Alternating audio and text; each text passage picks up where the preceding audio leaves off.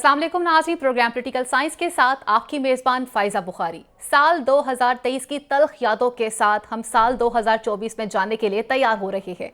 पाकिस्तान के लिए ये साल इंतहाई सख्त भी साबित हुआ। किस तरह से साबित हुआ, हमने काफ़ी ऐसी चीज़ें रुनुमा होती हुई देखी जो पहले नहीं हुई थी। जैसे कि सानेहा 9 मई के अगर हवाले से बात की जाए तो ये इससे पहले कभी देखने को नज़र नहीं आया था। दहशतगर्दी के कई वाक़यात रुनुमा हुए। अगर दहशतगर्दी के वाक़यात की बात की जाती है तो जहाँ पर पेशावर पुलिस लाइन के अंदर भी एक धमाका हुआ और इसी के साथ साथ कई और भी दहशतगर्दी के वाक़यात देखने को नजर आए, तो वहीं पर सानेहा जड़ावाला भी कभी भूल नहीं सकते हम लोग। और अगर हम सियासी हवाले से बात करते हैं तो बानी तहरीक इंसाफ को भी इसी साल में गिरफ्तार भी किया गया। ये वही मुबारक साल भी साबित होता है जहां पे मुल्क के साबिक वजीर आज़म बिलाखिर अपना इलाज करवा कर वतन वापस आ जाते हैं। और यहाँ पर हमने ये भी देखा कि किस तरह से कागजात नामजदगी जमा करवाने के लिए जब लोग जाते हैं तो उन्हें किस तरह से गिरफ्तार किया जाता रहा। ये वही साल रहा जिसमें प्रेस कॉन्फ्रेंसेस भी की गई। ये वही साल रहा जहाँ पर कई लोग वादा माफ गवाह भी बने। और ये वही साल रहा जहाँ पर कई ज़्यादा सियासी इंतकामी कार्रवाइयाँ भी की गई हैं। ये वही साल रहा जहां पर कई ज़्यादा डेवलपमेंट्स भी देखने को नजर आई हैं। और अगर डेवलपमेंट के हवाले से बात की जाती है तो फिर इसी साल के अंदर निगरान हुकूमत का किरदार भी हम उसको नहीं भूल सकते हैं। ये वही साल है जहां हिस्ट्री में पहले कभी नहीं हुआ था कि निगरान हुकूमत ने अपनी मुद्दत से ज़्यादा काम किया हो, जो अपने इख्तियार का ज़्यादा इस्तेमाल किया हो। ये वही साल है जहां पर इस तरह के वाक़यात देखने को नज़र आए हैं। कई सवालात हैं, कई चीज़ें हैं कि क्या ये आने वाला नया साल ये चैलेंजेस हमारे लिए किस तरह से लेकर आएगा और इन पे हम किस तरह से काबू पाएंगे। हमारे साथ स्टूडियो में मौजूद हैं, पैनल में हमें ज्वाइन कर रहे हैं नुशाद अली साहब, आज़म चौधरी साहब। अपने पैनल को खुशामदीद कहते हैं। नुशाद अली साहब, अगर हम बात करते हैं एक्सपीरियंसेस के हवाले से तो हमने देखा कि ये साल हमारे लिए काफ़ी चैलेंजेस वाला रहा, जिसमें हमने देखा कि सानिया 9 मई भी इसी साल में रूनुमा हुआ और फिर बहुत सी गिरफ्तारियां भी की गई, जिन्हें ये कहा जाता रहा कि हर दफ़ा पे पॉलिटिकल इंजीनियरिंग भी होती है और सियासी गिरफ्तारियां भी अमल में हुई हैं। इस साल को इस अमल से आप किस तरह से देखते हैं? बिस्मिल्लाहिर्रहमानिर्रहीम। देखिए, बहुत सी बातें हैं जो की जा सकती हैं, लेकिन ये बात दुरुस्त है कि जब भी 2023 का नाम लिया जाएगा तो ये सानिया 9 मई के हवाले से ही याद रखा जाएगा, क्योंकि सानिया 9 मई एक ऐसा वाक़या है जो पाकिस्तान की तारीख़ में पहले कभी नहीं हुआ। इस मुल्क के अंदर दहशतगर्दी हुई, इस मुल्क के माशी हालात पहले भी ख़राब रहे। जब एटमी बम के धमाके किए तब भी बहुत बुरे हालात थे, माशी हालात भी बहुत बुरे थे, चीज़ों को कंट्रोल करने हम जब जंगें लड़ी तो उसके बाद भी बहुत हालात ख़राब थे। लेकिन ये जो 9 मई का वाक़या है, कभी किसी सियासी जमात ने इस तरह से किसी फौजी इंस्टॉलेशंस के ऊपर या इस तरह के जो आपकी सरकारी बिल्डिंग्स हैं इन पे अटैक्स नहीं किए इस तरह, इस लेवल पे, जिस सतह पे ये हुआ। दूसरा जो बड़ा मसला पाकिस्तान देख रहा है वो माशी है, जिसमें हम अमूमन बहस करते हैं। ये ख्याल किसी हद तक दुरुस्त है कि 16 माह की हुकूमत आई थी जो इस साल ख़त्म हुई अगस्त में। उसकी मुद्दत एक्चुअली तो 5 साल की हुकूमत थी जो मुद्दत पूरी कर रही थी। वो जो एक्सपेक्टेशंस उससे थी कि अगर पाकिस्तान तहरीक इंसाफ की हुकूमत ख़त्म की गई थी तो 16 माह की हुकूमत जो थी वो बहुत कुछ डिलीवर करेगी, लेकिन ऐसा नहीं हुआ। आम जो आदमी की तवक्कुआत हैं वो उस पर पूरी नहीं उतरी एज सच, लेकिन कुछ माशी बेहतरी जो है वो ज़रूर नज़र आ रही है। ठीक।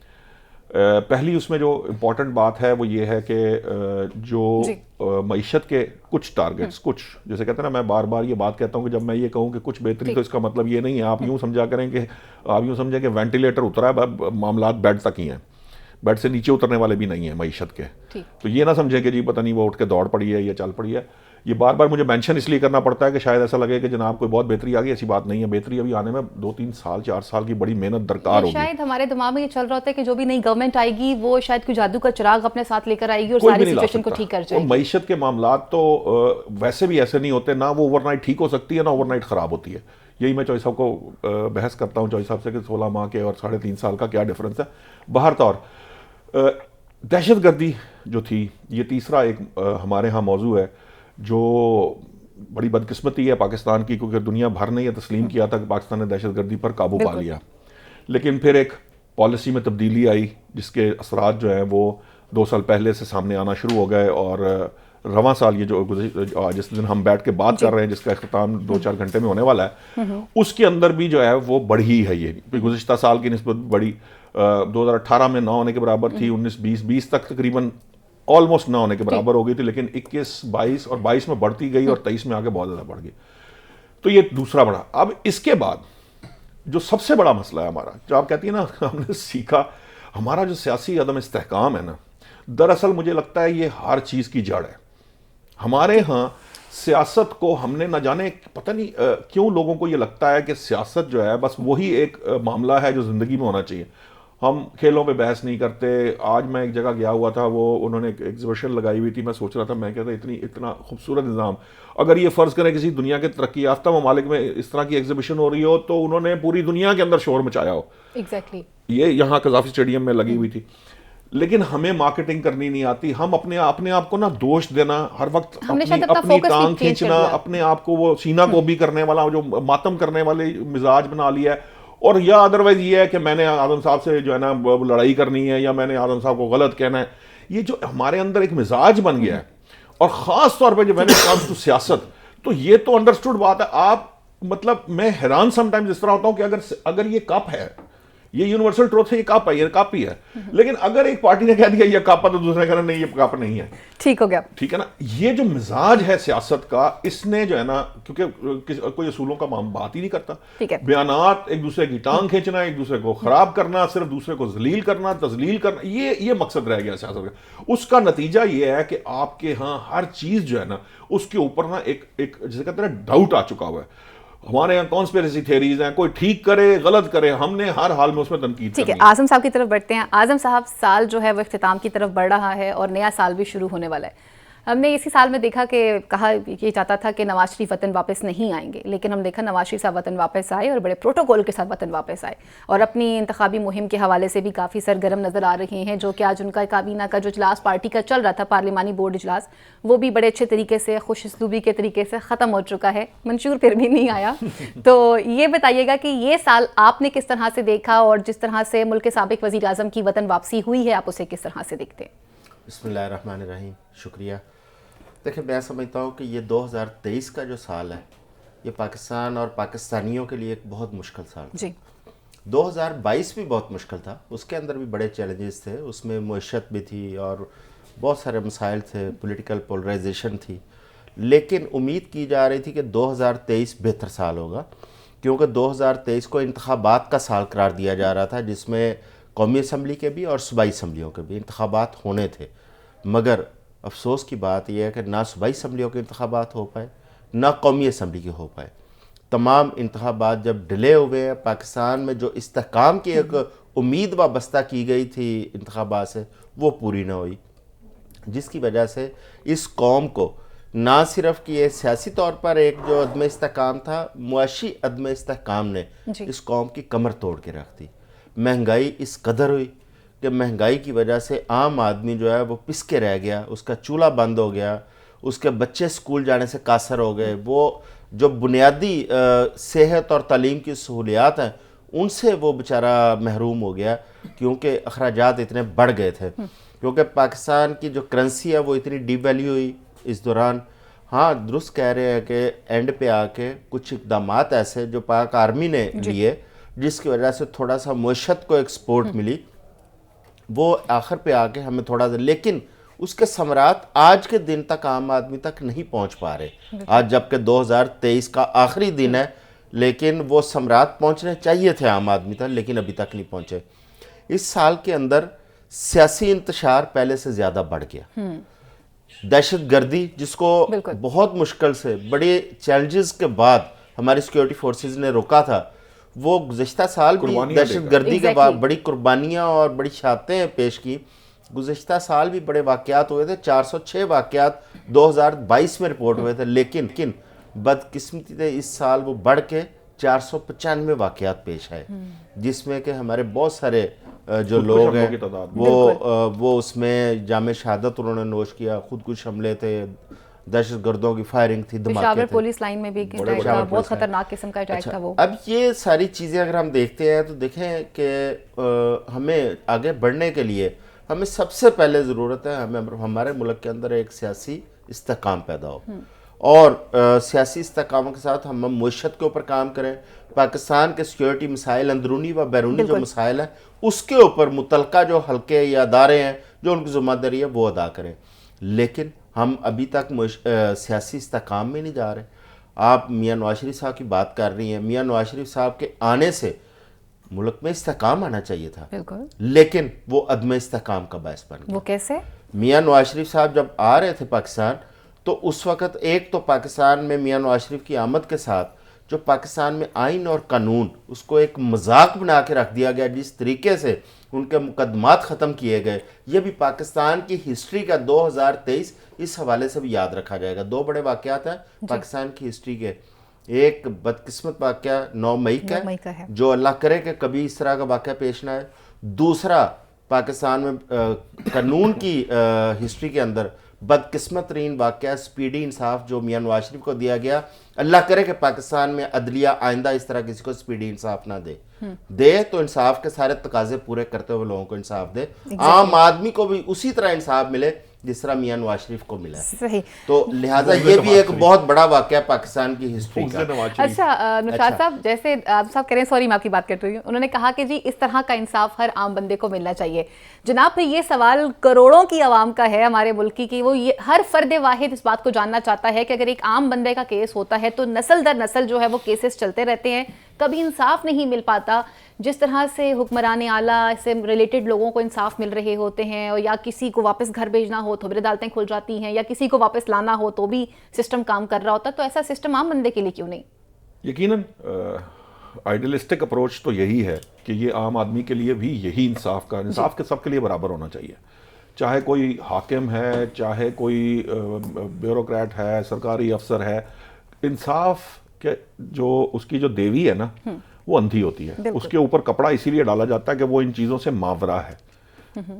ایکچولی دراصل اس کا مقصد یہ ہے, اس سے کوئی غرض نہیں کہ میرے سامنے جو کھڑا ہے جب وہ ملزم ہے تو اس کو مجرم بنتا ہے یا وہ معصوم بنتا ہے. یہ دونوں ٹرمز جو ہیں یہ عدالتی ٹرمز ہیں. لیکن جب میاں نواز شریف کا کیس آئے تو دیوی کی آنکھیں کھل گئی. لیکن عمران خان کے کیس میں بھی یہ ہم نے دیکھا ہے, وہاں بھی یہ دیوی کی آنکھیں کھل جاتی ہیں. ابھی ریلیف ملتے ہیں نا یا مختلف, لیکن ابھی تک وہ ہیں تو جیل میں. بتا دیتا ہوں نا, جب ذرا سا تھوڑا سا, یا ہم ابھی یہی ڈسکس کرتے ہیں نا کہ جب ذرا سا مطلب کا فیصلہ آ جاتا ہے تو معاملات ادھر کو چل پڑتے ہیں. اگر اختلاف آ جاتا ہے تو وہ جو ہے وہ پوری کی پوری جو ہے وہ سیاسی جماعت جو ہے وہ چل پڑتی ہے ٹرولنگ کے اوپر. دیکھیے پرابلم کیا ہے, مسائل ہیں کیا. یہ بات درست ہے, مطلب اس کو مانتے ہوئے کہ ہمارے ہاں انصاف جو ہے اس کا ترازو کہہ سکتے ہیں اگر وہ برابر بھی ہے, لیکن جو سامنے کھڑا شخص ہے اس کی اہمیت کے حساب سے چل رہا ہوتا ہے. ٹھیک ہے, یہ اس کو درست مانتے ہوئے, مطلب میں اس کے ساتھ نگیٹ نہیں کر سکتا. لیکن یہ جو بات ہے نا, یہ جو نواز شریف کی اس کی بڑی کوئی یہ رکھا جائے گا ان کو ابھی کچھ عرصے بعد, یہ جو انصاف ہے وہ انہوں نے خان صاحب کے لیے جب لینا ہے تو پھر ان کو یہ بھول جائے گا. پھر یہ سال بھی 2023 کی طرح وہ 2025 ہو, 24 ہو, 26 ہو, جو بھی سال ہوگا اس وقت یہ بھی ہم دیکھیں گے. کیونکہ ہمیں پتہ ہے, میں جانتا ہوں اس بات کو, میں بارہا یہ بتا بھی چکا ہوں کہ جب نواز شریف صاحب کے برا وقت آیا تھا نا تو اس وقت مجھے پتا ہے, یہ کسی دوسرے کی بات نہیں ہے, مجھ تک پیغام پہنچائے جاتے تھے کہ ہم شریف خاندان کو ختم کر دیں گے, یہ رہے گا نہیں, یہ رہ نہیں سکتے, یہ ایک بھی پوزیشن پہ نہیں ہوگا. ہو سکتا ہے آج کوئی موجود قائم دائم, ہاں یہی تان لگا نا, ہو سکتا ہے آج کسی کے خیال میں ہو کہ وہ عمران خان کو اس طرح ختم کر دیں گے, کل نہیں ہوگا. کیونکہ ہم جس بات کو دیکھتے آئے ہیں, جو ہماری آنکھوں کے سامنے بہت سارے ایسے واقعات ہیں جس میں کہا گیا کہ یہ ختم ہو جائے گا, یہ خاندان ختم ہو جائے گا, یہ سیاسی جماعت ختم ہو جائے گی, یہ وہ نہیں ہوا. ٹھیک ہے نا, نہ سیاسی جماعت ختم ہوئی, نہ اس طرح کسی کا خاندان ختم ہوا, نہ کچھ اور ہو سکا. پیپلز پارٹی کو ختم کرنے کی کوشش کی گئی, نون لیگ کو کی گئی, پی ٹی آئی کو بھی اگر کرنے کی کوشش کی جائے گی تو وہ ختم نہیں ہوگی. دیکھیں جو مقبول سیاسی جماعتیں ہیں جو وفاق کی سطح پہ ہوتی ہیں, نیشنل لیول پہ ہوتی ہیں, ان کے ساتھ آپ یہ اس طرح کا سلوک کر کے کوئی فائدہ لے نہیں سکتے. وقتی فائدہ ہو سکتا ہے. اب چونکہ وہ وقتی فائدہ لیا گیا تھا کسی وقت کے اندر, تو الٹیمیٹلی اب جب آپ نے ڈو کو انڈو کرنا ہوتا ہے نا, تو کرتے وقت ڈو جس کو کہتے ہیں, وہ کہتے ہیں نا, ہمیں وہ کہتے ہیں ڈو مور, بڑا مشکل ہوتا ہے, لیکن انڈو کرنا قدرے آسان ہوتا ہے. اب مسئلہ یہ ہے کہ یہ درست نہیں ہے, یہ طریقہ کار بھی درست نہیں ہے, اس سے ہم سب اگری کرتے ہیں, ہم اس سے متفق ہیں.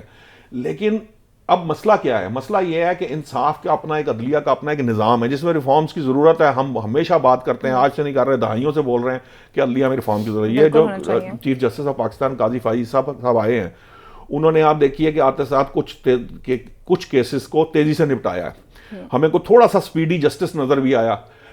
کچھ ان کی تعداد بھی مقدمات کی اگر آپ دیکھیں تو کم وقت میں انہوں نے کافی مقدمات نپٹائے.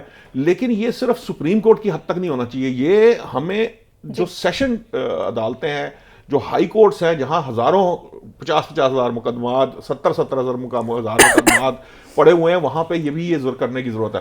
اور اس میں کوئی دو رائے نہیں ہو سکتی کہ ہر عام آدمی کو انصاف اسی طرح ملنا چاہیے جس طرح حکمران کو ملتا ہے اس طرح عام آدمی کو ملنا چاہیے. لیکن گراؤنڈ ریالٹیز بہرحال مختلف ہیں. افسوس ہے مختلف ہے. سیکھے کا لفظ پچھلی دفعہ رہ گیا تھا. میں معذرت چاہوں گا, ہم نے قسم کھائی ہم نے کچھ نہیں سیکھنا. یہ لکھی پڑی بات ہے. آپ الٹے ہو جائیں, کوئی مجھے یہاں تتے توے پر بیٹھ کے کہے کہ ہم نے سیکھ رہے, ہم نے نہیں سیکھنا. میں نے آج تک یہی دیکھا ہے کہ ہم نے نہیں سیکھنا, اور ہم نے اس کی قسم کھائی ہے کہ ہمیں کوئی مار کے بھی سکھائے تو ہم نے نہیں سیکھنا, ہم مار کھا کے بھی نہیں سیکھ رہے. اس دفعہ شاید ہو سکتا ہے کہ یہ ڈیولپمنٹ ہو جائے. اور اگر بات کی جا رہی ہے میرے خیال سے جسٹس کے حوالے سے, تو یہ بھی پاکستان کی ہسٹری میں پہلی مرتبہ ہوا تھا کہ جس طرح سے پریکٹس اینڈ پروسیجر بل کی جو پروسیڈنگ تھی وہ لائیو کیمرہ پہ دکھائی گئی. یہ بھی ہسٹری کا پہلا ہی واقعہ تھا. اعظم صاحب, ہم نے دیکھا کہ پی ڈی ایم کا وجود تشکیل آیا, وہ بھی اسی سال میں آیا. تمام سیاسی جماعتوں کا گٹھ جوڑ بھی ہوا, اور اس میں بہت پہلے کی بن گئی نہیں جناب 16 ماہ کی جو حکومت تھی, 16 ماہ کی حکومت, پھر اس میں ہم نے دیکھا کہ جس طرح کے فیصلے کیے گئے اور جس طرح سے پریکٹیکلی چیزیں ہوتی نظر آئی گئیں. عوام تو یہ سوچ رہی تھی کہ شاید جیسے بتایا گیا تھا کہ جو پچھلی گورنمنٹ تھی اس کے جو کچھ کام تھے وہ اس طرح کے تھے, لیکن ہم ان کو اچھے طریقے سے آگے تک لے کر چلیں گے. یہ مہنگائی کا جو طوفان ہے, اس کو کنٹرول کرنے کے لیے آپ کیا سمجھتے ہیں کہ کیا پاکستان تحریک انصاف کے پاس بھی کوئی پریکٹیکلی پلان ہے؟ کیونکہ وربلی تو لوگوں میں تو ہر کوئی بندہ نوکریاں بانٹ رہا ہے یہاں پہ. دیکھیں, تحریک انصاف کے جو 3.5 سال تھے وہ کوئی, میں کئی دفعہ کہہ چکا ہوں, اس وقت دودھ اور شہد کی نہریں نہیں تھی جی. اس وقت بھی لوگ مسائل کا شکار تھے. اور اسی وجہ سے میں کہتا ہوں کہ جب وہاں پہ مسائل تھے, پوری قوم اس وقت چیخ رہی تھی, تو ان پارٹیوں کی اتنی کیا جلدی تھی یا کیا ایسا ان کا مسئلہ تھا کہ بس حکومت چاہیے تھی؟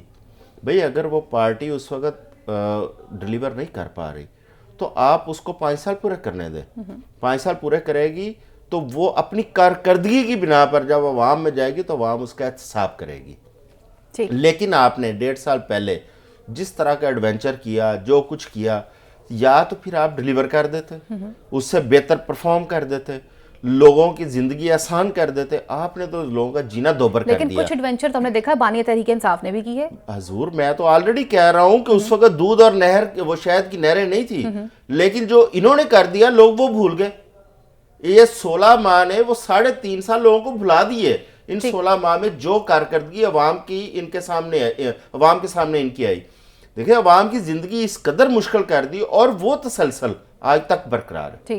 جب سے نگران حکومت آئی ہے, جو پی ڈی ایم کی پالیسیز, جو پی ڈی ایم کی اس وقت مہنگائی کی ریشو وہ بڑھتی چلی جا رہی ہے, اس میں کمی نہیں آ رہی. کل ہم بجلی کے بلوں اور گیس کی بات کر رہے تھے. تاریخ کی بلند ترین سطح پر اس وقت بجلی اور گیس کی قیمتیں جا چکی ہیں, اور سردی کے اندر لوگوں کے لیے پہلی بات ہے گیس آتی نہیں ہے, چولہا جلانا مشکل ہو چکا ہے. آپ کو پتہ ہے آج 31 دسمبر 2023 کو لاہور شہر کے اندر صرف دن کے 12 گھنٹے میں کتنے گھنٹے لوڈ شیڈنگ ہوئی ہے؟ 6 گھنٹے.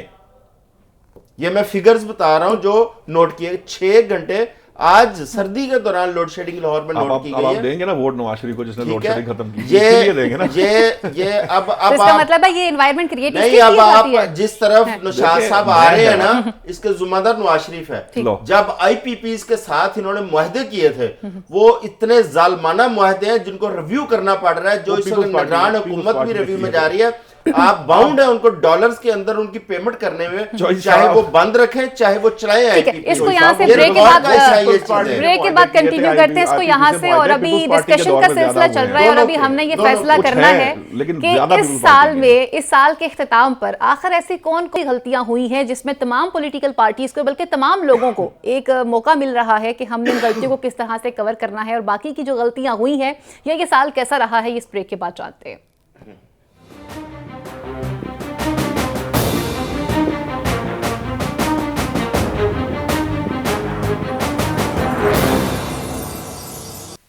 Welcome back. ہم بات کر رہے ہیں کہ سال 2023 کے اختتام کے اوپر آخر کیا چیزیں جو تھی جو ڈیولپمنٹس رہی ہیں ان پہ بات کی جا رہی ہے. اسی سال میں ہم نے دیکھا کہ پرویز الہی صاحب جو ہیں انہوں نے اپنی سیاسی وابستگی کو کافی اسٹرانگ طریقے سے پیش کیا, اور اسی سال میں ہم نے یہ بھی دیکھا کہ بڑی تعداد کے اندر پاکستانی جو ہیں وہ اپنا ملک چھوڑ کر باہر گئے اور غیر قانونی طریقے سے جانے کی بھی کوشش کی گئی, اور جہاں پر ایک غیر قانونی طریقے سے جاتے ہوئے جو ڈنکی کرتے ہوئے یونان کے قریب جو ایک حادثہ رونما ہوا تھا وہ بھی اسی سال دیکھنے کو نظر آیا.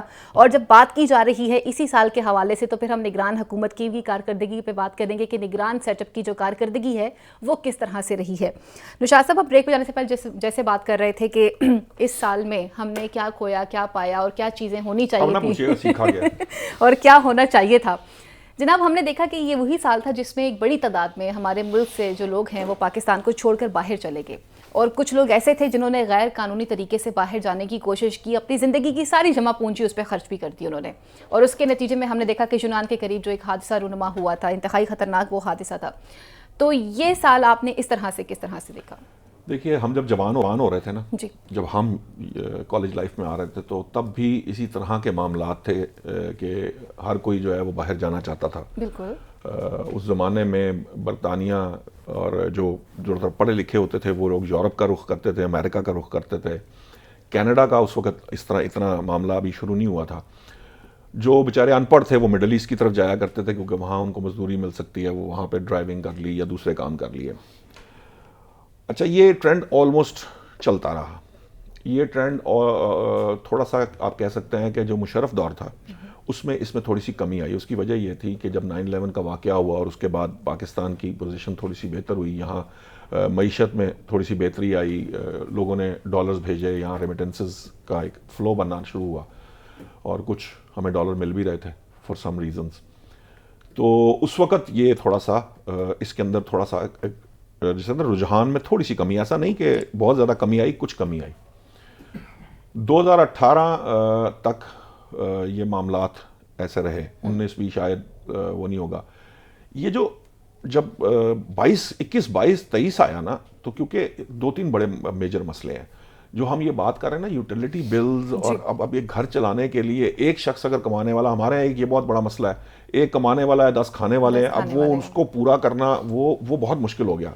وہ لوگ جو پاکستان سے باہر ہیں, چونکہ کرنسی ڈیویلیو ہوئی تو وہاں سے اگر چند ڈالر بھی آ جائیں تو یہاں گزارا چل جاتا ہے. تو وہ لوگوں کو یہ لگتا ہے کہ وہاں پہ, حالانکہ وہاں بھی کوئی زندگی آسان نہیں ہے, وہاں بھی اللہ معاف کرے, ہم جانتے ہیں, ہم نے بڑی بڑی سٹوریز سن رکھی ہیں. ہمارے چوئی سرور صاحب سناتے ہیں یہ جو جس طرح سے گئے تھے اور یہ جس طرح انہوں نے زندگی گزاری اور سارا کچھ کیا.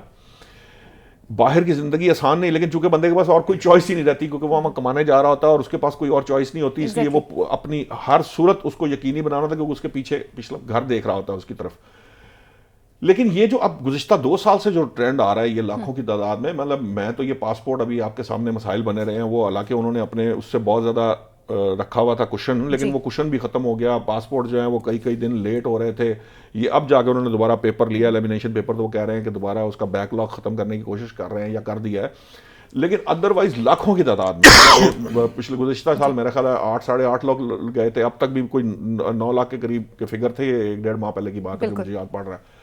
دیکھیے مسئلہ کیا ہے, مسئلہ یہ ہے کہ جب تک آپ کے یہاں اپرچونٹی نہیں ہوگی, آپ کی یوتھ, آپ پاپولیشن اندازہ تو کیجئے نا کہ کس دنیا میں پاکستان جو ہے ان ممالک میں جن کے پاس سب سے زیادہ یوتھ ینگ پاپولیشن ہے. ینگ ووٹرز کی بھی ہمیں آپ کو تو پتا ہے 2.25 کروڑ کے قریب اس دفعہ ینگ ووٹرز موجود ہیں. اب یہ ان کے لیے روزگار نہیں ہے, اگر روزگار نہیں ہوگا تو وہ بیچارے, ان کے پاس کوئی چوائس ہی نہیں ہے. پڑھ لکھ کے, ماسٹرز کر کے, گریجویشن کر کے یا ابتدائی تعلیم حاصل کر کے بھی ان کے پاس کوئی اپرچونٹی نہیں ہے, تو روزگار کے مواقع نہیں ہوں گے. ان امپلائمنٹ بہت بڑھ رہی ہے, ان امپلائمنٹ کی ریشو آپ کی 2000 جو میرا خیال ہے 5-6 کا جو وقت تھا وہاں پہ دوبارہ واپس جا چکی ہے. تو اس عالم کے اندر ان کے پاس چوائس کوئی نہیں ہے. تو آپ جب تک یہاں روزگار کے مواقع نہیں پیدا کریں گے, معاملات ٹھیک نہیں ہوں گے, معیشت کو بہتر نہیں کریں گے, انڈسٹریلائزیشن ویسے ہی آپ نے ملک سے ختم کر دی, ٹھیک ہے. ایگریکلچر کے اوپر آپ کام کرنے کو تیار نہیں ہیں, آپ زراعت کے اندر کوئی نئی ٹیکنالوجی لانے کو تیار نہیں ہے. آپ کوئی بھی کام میں کرنے کو تیار ہی نہیں ہے. سیکھنے والی جو بات تھی, سیکھنا چونکہ ہم نے ہے نہیں, ہم صرف بس وقت گزارا اس کے اوپر چل رہے ہیں, موڈ کے اوپر چل رہے ہیں, تو اس طرح سے پھر معاملات آگے بہتر ہو نہیں سکتے. اور ٹیکنیکل ایجوکیشن کی طرف بھی نہیں جانا نا, اس کے لیے پتہ نہیں, مجھے تو یہ سمجھ ہی نہیں آتی. حالانکہ دنیا بھر کے اندر ووکیشنل ٹریننگ جو ایجوکیشن ہے وہ سب کے لیے روزگار کا مواقع پیدا کرتی ہے, لیکن دوسری بات یہ ہے نا کہ ان کی بھی کھپت نہیں ہے. آپ کے پاس انڈسٹری نہیں ہے. اگر آپ کی انڈسٹری گرو کرے گی تو پھر ووکیشنل ٹریننگ اور اس کی بھی ضرورت ہے. ابھی وہ ہے ہی نہیں. آپ کے پاس تو زیادہ سے زیادہ آپ یہاں سے ڈرائیور بنا کے یہاں بھیج دیں, وہاں آپ اندازہ کیجئے اس ملک کی حالت کا کہ یہاں یہ کسی کو نہیں پتا. آج سے 3 سال پہلے وہ ہمارے وقاص صاحب ہیں, ایم پی رہے ہوئے ہیں پنجاب اسمبلی سے, وہ بتا رہے تھے کہ 3.5 لاکھ آئی ٹی کے لوگوں کی ضرورت تھی. کسی نے توجہ نہیں دی. بھارت نے جناب وہ لوگوں کو میٹرک کے بعد آئی ٹی کی سرٹیفکیشن کرا کے لوگوں کو کرا کے انہوں نے ساری دنیا کو وہ آئی ٹی کے ایکسپرٹس ڈیولپ کر کے دیے. وہ آہستہ آہستہ اپنے آن جاب آگے مزید بڑھتے چلے گئے. تو اب اس وقت آپ دیکھ لیجئے کہ انڈیا کے جو ہیں وہ سی ای اوز جو ہیں وہ دنیا بھر میں چھائے ہوئے ہیں. دنیا بھر کی جو بڑی جو جتنی بھی آرگنائزیشنز ہیں اس کے سی ای اوز جو ہیں وہ انڈینز ہیں. بات یہ ہے کہ ہمارا جو نظام ہے نہ وہ کام کر کے دے رہا ہے. ابھی آپ کو پتہ ہی ابھی آیا کہ جو ہمارا نظام جو ماڈل ہے وہ جو ہمارا اکنامک ماڈل ہے وہ ابھی تو اس نے بتایا ورلڈ بینک نے کہ ماڈل جو ہے وہ آپ کا اب بالکل کارگر نہیں ہے. Collapse not in word collapse, لیکن ڈیلیور نہیں کر رہا. ٹھیک ہے نا, ڈیلیور نہیں کر رہا. انفیکٹ ہے کہ ہم ہر چیز کی دوڑ میں بہت پیچھے ہم تنزلی کی طرف ہی چلتے چلے جا رہے ہیں. اور اس کی سب سے بڑی وجہ وہ یہ ہے کہ کوئی بندہ سیکھنے کو تیار ہی نہیں. ہم اپنے ایکسپیرینسز کو پتہ نہیں کس چیز کے اندر ہم کس موج میں لگے ہوئے ہیں یا کس موڈ میں ہے کہ ہم نے سیکھنا ہی نہیں. اور عام آدمی جو ہے نہ وہ ٹھیک ہونے کی کوشش کرتا ہے, اور باقی تو ارباب اختیار کا تو آپ کو پتا, بیوروکریسی کی طرف منہ اٹھا کے دیکھیں تو اللہ کی پناہ ہے. میں نے آپ کو کل مثال دی تھی گاڑیوں کی. پولیس کا حال دیکھ لیں, آپ اندازہ کریں اس ملک کی حالت کا کہ پولیس اگر ادھر سے کوئی کورٹ سے آرڈر آ جائے نا, یقین کریں لوگ دعا کرتے یا اللہ کو عدالت کو فیصلہ نہ دے دے. عدالت نے فیصلہ دیا تو یہ 500 کی دہاڑی 1000 روپے کی ہو جائے گی. مطلب پولیس نے لاکھوں روپے لے کے یہ بچوں کا, اللہ معاف کرے, یہ بچوں کا واقعہ ہوا یہ جو ابھی ڈیفینس میں ہوا تھا, اس کے بعد جو پولیس نے یہاں پہ لاہور میں جو کچھ کیا, مطلب ہمارے ہاں تو جس بندے کے پاس معمولی سا بھی اختیار ہے نا وہ پتہ نہیں آسمان پہ کہاں چلا جاتا. میں صحافت میں آنے سے پہلے سمجھتا تھا کہ فوج طاقت ہے. صحافت میں مجھے آ کے سمجھ آئی کہ بیوروکریسی طاقت ہے. یہ بیوروکریسی ہے جو سارے معاملہ, فوج کو بلانے والی بھی, بھیجنے والے بھی, یہ سارے کام جو ہے یہی کرتی ہے. اور انہی کے ہاتھوں میں پولیس بھی کھیلتی ہے, ادارے بھی کھیلتے ہیں, چیزیں بھی کرتی ہیں. اگر ہم بات کرتے ہیں کارکردگی کے حوالے سے تو پھر سوالیہ نشان یہ ہے کہ جہاں پر ہم سیاسی رہنماؤں کے حوالے سے بات کر رہے ہیں کہ جی سیاسی لیڈروں کی یہ غلطی رہی ہے, تو وہاں پر پھر کچھ اداروں کی بھی غلطی رہی ہے. ان غلطیوں کو کس طرح سے دیکھتے ہیں آپ اعظم چودھری صاحب, اور جس طرح سے بیوروکریسی کو ہائی لائٹ کیا گیا, اسپیشلی اگر اس ڈپارٹمنٹ کی بات کی جائے تو آپ اس ڈپارٹمنٹ کو کس طرح سے دیکھتے ہیں اور یہ سال کیسا رہا؟ دیکھیں, اختیارات کا منبع جو ہے وہ پارلیمنٹ ہے. پارلیمنٹ تقسیم کرتی ہے آگے تمام متعلقہ جو ادارے ہیں یا ان کو پارلیمنٹ نے تعین کرنا ہے. جب پارلیمنٹ اپنا کام ٹھیک کرے گی اور پارلیمنٹ اپنا چیک اینڈ بیلنس کا جو ایک ان کا میکنزم ہے اس کو صحیح طریقے سے وہ آپریٹ کرے گی, تو میرا خیال ہے نیچے والے الٹیمیٹلی ان کو رولز, ریگولیشنز, کانسٹیٹیوشن, لا اس کو کرنا پڑے گا.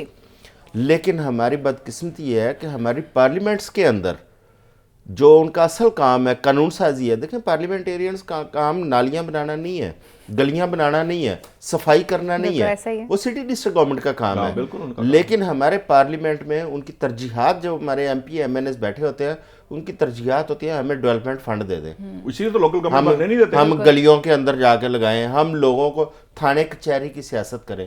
جو ان کا اصل کام ہے قانون سازی, اس کے اوپر نہ ان کی توجہ ہے. اور معذرت کے ساتھ ہمارے معزز پارلیمنٹیرین ہیں, عوامی مینڈیٹ کے ساتھ جاتے ہیں, لیکن ان میں سے شاید چند % وہ لوگ ہوتے ہیں جن کو اس چیز کی سمجھ ہوتی ہے, اور وہ اپنی 5 سالہ کارکردگی میں بچے کو پتہ چل جاتا ہے کہ پورے پارلیمنٹ کے اندر 2-4 لوگ ایسے ہیں جن کو آئین, قانون اور قانون سازی کی جو سمجھ بوجھ رکھنے والے لوگ ہیں, اور وہی ہوتے ہیں جو نشاندہی کرتے ہیں. جب اوپر سے ایسا سلسلہ ہوگا تو پھر نیچے جو ادارے ہوں گے یا اداروں میں بیٹھے لوگ ہیں وہ منمانی کرتے ہیں, پھر ان کا حق ہے منمانی کرنا. ان کے اوپر جیسے حکمران ہوں گے ظاہر ہے وہ ویسے ہی آگے چلیں گے. اب آ جاتے ہیں ان کے اپنے کردار پہ, ظاہر ہے وہ سی ایس ایس کر کے آتے ہیں یا پی سی ایس کرتے ہیں یا جو بھی ایک میکنزم ہے اس سے آتے ہیں. اس کے اندر وہ خود بھی حلف اٹھا کے آتے ہیں, خود بھی وعدے بعید کر کے آتے ہیں کہ ہم قوم کی خدمت کریں گے, ملک کا جو سرمایہ ہے یا خزانہ ہے اس کو نقصان نہیں پہنچائیں گے. لیکن وہ اس کے بالکل الٹ ہمیں نظر آتا ہے. ابھی آپ پولیس کی بات کر رہی تھی, میں کرائم رپورٹر رہا ہوں, بڑے سال میں نے کرائم رپورٹنگ کی ہے. ہر حکومت جب آتی تھی اقتدار میں، بالخصوص شہباز شریف صاحب 3-4 دفعہ پولیس کلچر کو تبدیل کرنے کی بات کرتے تھے. یہ بزدار صاحب بھی کرتے تھے، چودھری پرویز لائی صاحب کرتے تھے. کس نے پولیس کلچر تبدیل کیا؟ تمام جتنی حکومتیں آئی ہیں انہوں نے پولیس کو پولیٹیسائز کیا، اپنے مفاد کے لیے استعمال کیا. اور آج پولیس کی حالت کیا ہے اس وقت؟ ایک طرف ہم دہشت گردوں سے نمٹ رہے ہیں، دوسری طرف ہم پولیس گردی سے نمٹ رہے ہیں. یہ پوری قوم پولیس گردی کا شکار ہوتی ہے. 9 مئی کا واقعہ ہو گیا، بہت افسوسناک واقعہ ہے. جن لوگوں نے کیا ان کے گرد گھیرا تنگ کریں. انہوں نے پورے بچے کا یہاں پہ جینا حرام کر دیا. ایک بچے سے ایکسیڈنٹ ہوا، اس میں معصوم جانیں ضائع ہوئی. ڈیفینس میں جو صاحب ذکر کیا، انہوں نے پورے پنجاب کے بچوں کا جینا حرام کر دیا. ان کے جو آگے کیریئر ہے وہ خراب کر دیا. ان بچوں کے اوپر مقدمات درج کر کے ان کو تھانوں میں بند کر دیا. عدالت کو کہنا پڑا کہ یہ کووڈ آیا، کووڈ کے دوران حکومت نے ایس او پیز بنائے کہ مارکیٹیں اتنے بجے کھلیں گی، دکانوں کا یہ شیڈول ہوگا. پولیس نے ان میں سے اپنی کمائی کا ایک ذریعہ ڈھونڈا اور پیسے لے کے دکانیں کھلوانی شروع کر دی. ہر وہ کام جس میں اس قوم کا اسٹیٹ کا نقصان پہنچتا ہے، جس کو وہ کام پولیس کروا رہی ہے. تو آئی جی صاحب نوٹس نہیں لے رہے واقعات کا؟ اب آئی جی صاحب اتنے پولیٹیسائز آئی جی تو میں نے پہلی دفعہ دیکھے. اب پولیس کا جو اصل کام ہے وہ ہے لا اینڈ آرڈر کو کنٹرول کرنا، جرائم پیشہ لوگوں کا کلا کما کرنا.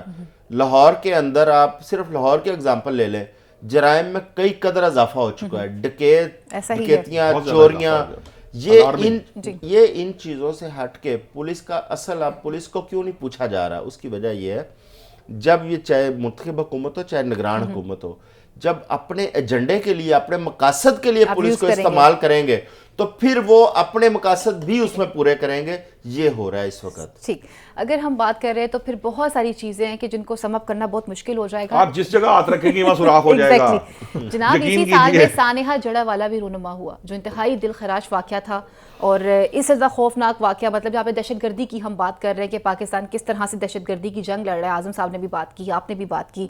ہم اس واقعے کو بھی نہیں بھول سکتے جو جڑاوالا میں رونما ہوا. دیکھیں فائزہ، اگر آپ 1 سال کو نکال دیں، یعنی 1 سال کی بات ہم نہ کر رہے ہوں، اور مجھ سے کوئی پوچھے کہ پاکستان کی جو بڑے میجر مسائل ہیں اس میں سے ایک سب سے بڑا جو مسئلہ مجھے نظر آتا ہے وہ ہے شدت پسندی. ہماری جو ایکسٹریمسٹ تھاٹ ہے نا، اس نے ہمیں کہیں کا نہیں چھوڑا.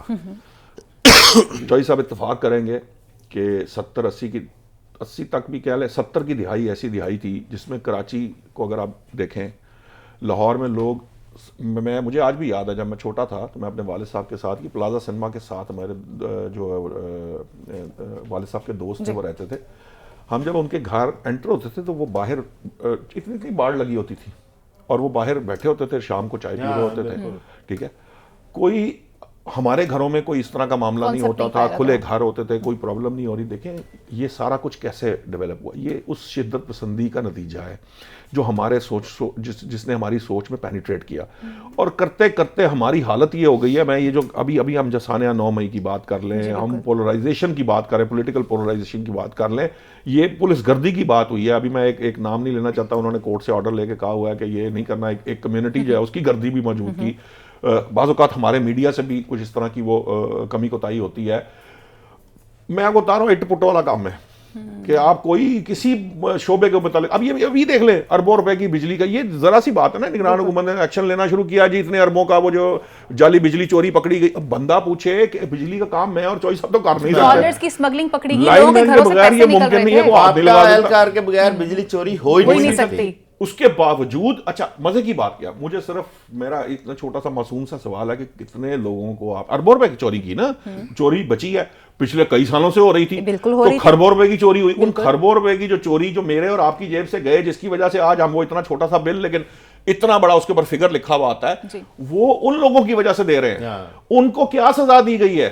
کتنے لائن مین جو ہیں وہ فارغ کیے گئے ہیں، کتنے ایس ڈی او، کتنے ایکسین، کتنے یہ جو جی ایمز ہیں، کتنے یہ چیئرمین ایلیسکو کے، فیسکو کے، ہیسکو کے، کتنے لوگوں کو سزا ملی اس ملک کے اندر؟ آپ بیوروکریسی میں بتا دیں کتنے لوگوں کو سزا ملتی ہے. واقعہ ہو جاتا ہے، مسئلہ ہو جاتا ہے. آپ جڑا والا کی بات کر رہی ہیں، نام نہ لیں، گناہ ہو جائے گا.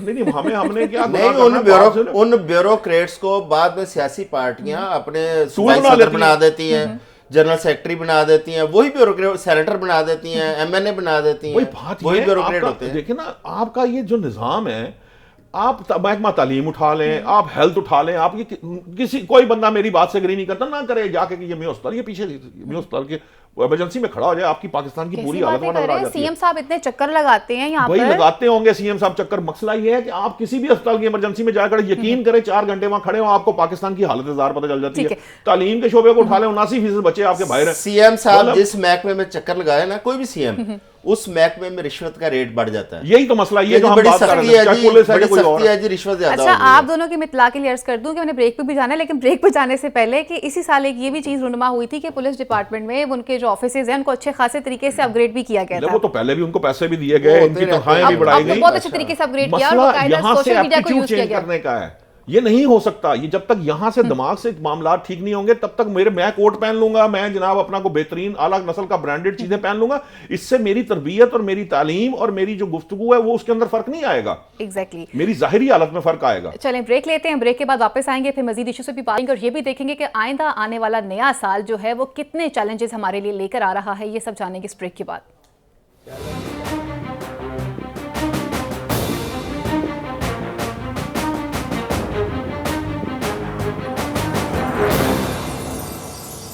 ویلکم بیک ناظرین, آپ کا پروگرام ہے خوش آمدید کہتے ہیں. بات کرتے ہیں کہ سال 2024 ہمارے لیے کتنے چیلنجز لے کر آئے گا. جہاں پہ چیلنجز کی بات کی جائے تو پھر الیکشن کی شفافیت کو یقینی بنانا, ہمارے ملک میں الیکشن ہوں گے وہ کیسے ممکن کیے جائیں گے, الیکشن کمیشن کی کافی ذمہ داری ہے. اور اسی کے ساتھ ساتھ ہم نے دیکھا تھا کہ گزشتہ سال کی اگر بات کی جائے جو بھی ختم ہونے والا ہے, وہاں پر ہمیں مسئلہ فلسطین بھی نظر آتا ہے.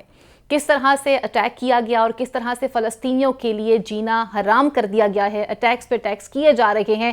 اس حوالے سے عالمی برادری بالکل خاموش نظر آتی ہے. جب بات آتی ہے رشیا کی اور اس کے ساتھ یوکرین کی بات آتی ہے تو وہاں پر شاید سب کو انسانیت کا قتل لازماً نظر آتا ہے, لیکن جب بات کی جاتی ہے فلسطین کی تو وہاں پر تمام لوگ خاموش ہو جاتے ہیں. ایسی ہی صورتحال ہم نے دیکھی 2023 کے اسی سال کے اندر, جہاں پر کشمیر کے اسپیشل سٹیٹس کو بحال کرنا تھا, اسے بحال نہیں کیا گیا. یہاں پر بھی تمام لوگ خاموش ہو جاتے ہیں اور انہیں کوئی بھی آواز سنائی نہیں دیتی ہے. اور آئندہ آنے والے سال کے اندر انڈیا میں بھی الیکشن ہونے جا رہے ہیں اور امریکہ میں بھی الیکشن ہونے جا رہے ہیں. تو یہ تمام تر جو چیزیں ہیں یہ کس طرف جائیں گی, اور جو صدر جو بائیڈن ہیں جو انہوں نے تمام تر فیصلے کیے اور جس طرح سے جنگ میں تیزی آئی, اس سے دنیا میں کیا کیا چیزیں تبدیل ہو سکتی ہیں اور آئندہ کیا چیزیں تبدیل ہوں گی. نشاط صاحب, اگر ہم بات کرتے ہیں تمام چیلنجز کے حوالے سے تو پھر چیلنجز ہمیں 2024 میں ہی نظر آ رہے ہیں, چاہے وہ ہمارے ملک سے ریلیٹڈ ہوں یا عالمی دنیا سے ریلیٹڈ ہوں. اگر اپنے ملک کی بات کی جائے تو پھر سب سے بڑا سوال یہی بن جاتا ہے کہ جی تمام تر پارٹیز جو ہیں وہ اعتراضات کر رہی ہیں. آج بھی پیپلز پارٹی کا موقف آیا کہ جی الیکشن شفاف ہونے چاہیے, تو ان کی شفافیت کو یقینی بنانا بھی کافی ضروری ہو چکا ہے. دیکھیے, اگر الیکشن شفاف نہ ہوئے تو کیا ہوگا؟ ہوگا یہ کہ آپ جس سیاسی استحکام کی تلاش میں ہیں وہ آپ کو نہیں ملے گا, اور اگر آپ کے ہاں سیاسی استحکام نہ آیا تو پھر آپ کے ہاں معاشی استحکام نہیں آ پائے گا. اور ہماری مجبوری اس وقت یہ ہے کہ جس معیشت کی جس سطح پر ہم کھڑے ہیں یہاں سے اگر ہم ذرا سا بھی لڑ کے تو پھر پیچھے کھائی ہے. ٹھیک ہے, سو یہ اس وقت ہمارے پاس یہ گنجائش نہیں ہے کہ ہم معیشت میں ذرا سی بھی کمی کوتاہی کے مرتکب ہوں. ایک بات پہلے ہو چکے, پہلے قرض بھی لیے گئے, تو پاکستانی تاریخ کے قرض لے لیے گئے, پی ڈی ایم حکومت بھی قرض پہ چلتی رہی, یہ نگران حکومت بھی قرض پر چل رہی ہے. میں آپ کو بتا دوں, یہ قرض لے گئے, یہ قرض کی میں پیے چلے جا رہے ہیں ہم. لیکن جب منتخب حکومت سے لوگ وہ امید لگا کے بیٹھے کہ وہ آئے گی تو معاملات کو بہتر کرے گی, جلد نہیں کر سکے گی, 2-3 سال اس کو چاہیے ہوں گے, اس کے بعد معاملات. تو اب غلطی کی گنجائش نہیں ہے. ٹھیک ہے, لیکن اگر غلطی کی گنجائش نہیں ہے تو یہ پریمنری بات ہے کہ اگر انتخابات شفاف نہیں ہوں گے تو یہ انڈرسٹوڈ ہے کہ اس کے معاملات خراب ہو جائیں گے. تو اس لیے شفاف انتخابات بہت ضروری ہیں. لیکن جس طرح اب تک کی جو پیش رفت ہو رہی ہے, جس طرح کی اب تک بات ہو رہی ہے, اس سے یہ اندازہ ہو رہا ہے, یہ لگ رہا ہے کہ الیکشن کے نتیجے میں پولیٹیکل سٹیبلٹی شاید نہ آ پائے. یہ بات بڑی افسوسناک بھی ہے, بہت الارمنگ بھی ہے, لیکن سم ہاؤ یہ حقیقت ہے. چاہے آپ کہیں کہ پی ٹی آئی خود سے, میں نے اس دن کہا کہ پی ٹی آئی نے سازش کر کے اپنے نام کاغذات مسترد کر, بٹ ایون دین سر وقت کہ اگر یہ معاملہ بھی ہو تب بھی یہ معاملہ ایسے ہی ہے کہ تب بھی مسائل کھڑے ہوں گے. ٹھیک ہے, وقت مختصر ہے تو ذرا ایشوز کو تیزی سے لے کے چلتے ہیں. اعظم صاحب, اگر بات کی جاتی ہے, اگر ہم انٹرنیشنل ایشوز کی بات کرتے ہیں تو ہم نے دیکھا کہ فلسطین پر حملہ بھی کیا گیا اور آج فلسطینیوں کی داد رسی کرنے کے لیے ہمیں کوئی بھی نظر نہیں آ رہا. اس چیز کو آپ کس طرح سے دیکھتے ہیں؟ دیکھیں اوورآل اگر آپ 2024 کو دیکھیں تو 2023 کے جو چیلنجز ہیں بہرحال اس سے زیادہ آگے بھی نظر آ رہے ہیں پوری دنیا کے اندر, پاکستان اکیلے بھی نہیں, کیونکہ آدھی سے زیادہ دنیا اس 2024 انتخابات کا سال ہے. امریکہ, روس, پاکستان, انڈیا کے ساتھ ساتھ سری لنکا, بنگلہ دیش, ان تمام ممالک میں 2024 میں انتخابات ہیں. اور اگر آپ یوکرین روس کی جو لڑائی ہے اس کو بھی دیکھیں, روس کے انتخابات انتہائی امپورٹنس کے عمل ہے پوری دنیا کے لیے, امریکہ کے انتخابات. اب آ جاتے ہیں فلسطین کے اوپر. دیکھیں فلسطین میں اسرائیل کو اگر شے ملی تھی یا اسرائیل نے اتنی بڑے لیول پہ وہاں پہ انسانی جانوں کو وہاں پہ ان کے اوپر حملے کیے, وہ امریکہ کے پیچھے پشت بنائی تھی. اگر جو بائیڈن اس وقت ہوش کے ناخن لیتے تو آج جو 22,000 کے قریب جو ہمارے فلسطینی بہن بھائی بچے وہاں پہ شہید ہوئے ہیں یہ شہادتیں نہ ہوتی, اور 55,000 سے زائد ہمارے بہن بھائی وہاں پہ زخمی وہ زخمی نہ ہوتے, اور لاکھوں نے نقل مکانی کی مجبور ہوئے وہ نقل مکانی نہ ہوتی. اسرائیل کو اسی وقت روکا جا سکتا تھا یہ جو اس نے ظلم و ستم وہاں پہ کیا. کر رہے ہیں, گولہ باری اب اسرائیل سے آگے اب بھارت کی طرف بھی آ جائیں. دیکھیں بھارت کے اندر بھی کشمیر کا سٹیٹس تبدیل کرنے کے لیے وہاں کی سپریم کورٹ نے جو فیصلہ دیا وہ انتہائی قابل مذمت ہے.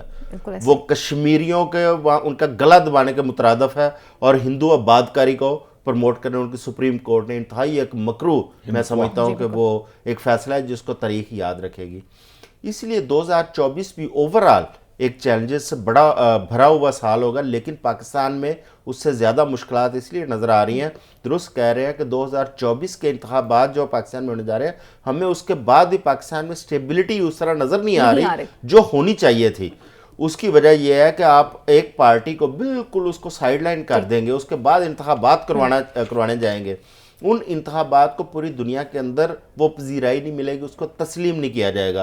جب اس کو تسلیم نہیں کیا جائے گا تو پاکستان کے اندر جو ہم سیاسی استحکام کی ایک امید کرتے ہیں وہ استحکام نہیں آئے گا. یہاں پہ ہمیشہ سیاسی انتشار رہے گا, لڑائی جھگڑے بڑھیں گے, اور ان کی وجہ سے آپ معیشت کو ٹھیک نہیں کر سکتے. اور جب تک آپ کی معیشت ٹھیک نہیں ہوگی آپ کبھی بھی اس دباؤ سے باہر نہیں نکل سکتے. عام آدمی کا چولہا نہیں چل سکتا اتنی دیر تک. رشاد صاحب, ہم نے دیکھا کہ اسی سال میں کس طرح سے سعودی عرب اور ایران کے درمیان بھی جو تعلقات تھے وہ کتنے اچھے طریقے سے بہتر ہوئے, اور تمام تر معاملات ان کے آگے بھی بڑھ رہے ہیں. تو آپ کیا سمجھتے ہیں کہ جیسے مسئلہ کشمیر کی بات کی جا رہی ہے یا مسئلہ فلسطین کی بات کی جا رہی ہے, ان تمام تر چیزوں کے اندر بھی کیا اسلامی ممالک اب اپنا کوئی کردار ادا کریں گے, جو کہ انہوں نے 2023 کے سال میں تو اتنا خاص کوئی نہیں کیا, تو یہاں پر کوئی جنگ بندی کے امکانات ہیں بالخصوص فلسطین میں؟ دیکھیے فلسطین کے بارے میں دو باتیں میں ضرور پہلے کہنا چاہتا ہوں مسلم ممالک کے کردار کی طرف آنے سے. سب سے پہلے تو یہ ہے کہ دیکھیے 2024 کے اندر یہ ڈیبیٹ چھڑ چکی ہے, یعنی 23 سے آ رہی ہے, 24 میں اس کے اوپر بڑی آرگومنٹ ہوگی کہ جو دو جنگیں لڑنے کے بعد, جنگ عظیم لڑنے کے بعد جو قومی سلامتی بنائی گئی تھی اس کے اندر ویٹو کا جو کردار تھا وہ جنگ بندی کے لیے تھا. یہ پہلی دفعہ تاریخ میں ہوا ہے کہ جنگ جاری رکھنے کے لیے ویٹو کا استعمال کیا جا رہا ہے. سو ویٹو کا جو رائٹ ہے اس کے اوپر پوری دنیا میں بحث چھڑی ہوئی ہے کہ یہ کیا مذاق ہے کہ جناب یہ تو بنایا گیا تھا جنگ بندی کے لیے کہ جنگ نہ ہو, یہاں جنگ جاری رکھنے کے لیے ویٹو کیا جا رہا ہے. سو اس لیے وہ ایک بہت بڑا میجر ایشو ہے. باقی رہی بات, اب آپ جب اسلامی ممالک کی بات کرتے ہیں, معذرت کے ساتھ مجھے کوئی کردار نہ ان کا پہلے کوئی ایسا نظر آ رہا ہے, نہ ہی مجھے 2024 میں اتنا کی کردار رہے گا جتنا کہ وہ اپیلیں شپیلیں کر لیتے ہیں. OIC ہو چاہے کچھ بھی ہو, سعودی عرب نے تھوڑا سا طریقے سے بات کی, ایران نے ذرا اگریسو بات کی, لیکن وہ بات کی حد تک ہی ہے. سو مسلم ممالک وہ جتنے مرضی آپ اتحاد کی بات کریں, فوجوں کی بات کریں, وہ ہم نے بنائی تھی ایک چھپم ممالک کی فوج, وہ پتہ نہیں کہاں ہے, گم گئی ہے. تو مجھے اس طرح کی کوئی چیز نظر نہیں آتی, نہ ہی ان سے کوئی توقع رکھنی چاہیے, اس کا کوئی فائدہ آپ کو نظر نہیں آئے گا. جو کشمیر, آپ دیکھیے کشمیر اور فلسطین کے درمیان بہت سی سملیرٹی ہے. کشمیر میں ایگزیکٹلی وہی کچھ بھارت کر رہا ہے, یا کشمیر سے سیکھ کے فلسطین میں وہی کچھ کر رہا ہے اسرائیل, یا اسرائیل سے سیکھ کے کشمیر میں بھارت کر رہا ہے. یہ دونوں بالکل وہی کچھ کر رہے ہیں جو ایک دوسرے کے ساتھ مل کے کر رہے ہیں اور ایک دوسرے کے ساتھ ہیں, یہاں تک کہ ان کی ایک جو اسرائیل کی ایجنسی کے لیے بھارتی پکڑے جاتے ہیں کہ جو اس کے لیے وہ اسپائنگ کر رہے ہوتے ہیں. تو یہ جو گٹھ جوڑ ہے یہ اس وقت بہت مشکل پرابلمٹک ہے. مجھے کلوزنگ کی طرف بھی بڑھنا ہے تو میں چاہوں گی کہ اور انڈیا کی دہشت گردی بھی اب پکڑی جا رہی ہے, دنیا بھر کے اندر اسٹیٹ ٹیررزم بھی موجود ہے, تو باہر بھی. اب آپ دونوں جلدی سے ایک شارٹ جو ہے وہ ایک میسج دے دیجیے کہ جی نیا آنے والا سال آپ کس طرح سے دیکھتے ہیں, بالکل چھوٹا مختصر سا میسج آپ دونوں کی طرف سے. دیکھیں میسج کیا ہے, ہم تو دعا گو ہیں کہ پاکستان کی سلامتی کے لیے, پاکستان میں آئین اور قانون کی بالادستی کے لیے اور پاکستان کے عوام کی خوشحالی کے لیے دعا گو کہ اللہ تعالیٰ کرم کرے. میری دعا یہی ہے, کیونکہ آپ کا ٹائم شارٹ ہے, میں صرف ایک گزارش کرنا چاہتا ہوں اپنے ووٹر سے, کیونکہ یہ الیکشن کا سال ہے, خدا را کارکردگی کی بنیاد پہ ووٹ دیں, سوچ سمجھ کر ووٹ دیں, ان کے غلط ووٹ دینے سے مسائل پیدا ہوتے ہیں. بہت شکریہ میرے پینلسٹ کا, ہمارے ساتھ موجود تھے. سال نیا شروع ہونے والا ہے اس دعا کے ساتھ کہ جو بھی نئی آنے والی حکومت ہو جس نے پاکستان کو بھی بہت سے قرضوں سے نکالنا ہے, کیونکہ پاکستان کے لیے بھی بہت سارے چیلنجز باقی ہیں, تو ہم یہ دعا کرتے ہیں کہ جو بھی حکومت بنے وہ پاکستان کو اس دلدل سے باہر نکالے اور 2024 کا جو سورج ہے وہ نئی خوشیاں اور نئی امیدوں کے ساتھ طلوع ہو. ٹیلنٹ نیوز کی جانب سے, ہماری پوری ٹیم کی جانب سے پورے پاکستان کو نیا سال بہت بہت مبارک ہو. اگلے پروگرام تک کے لیے اپنی میزبان فائزہ بخاری کو, میرے پینل کو اجازت دیجیے. اللہ نگہبان. پاکستان زندہ باد.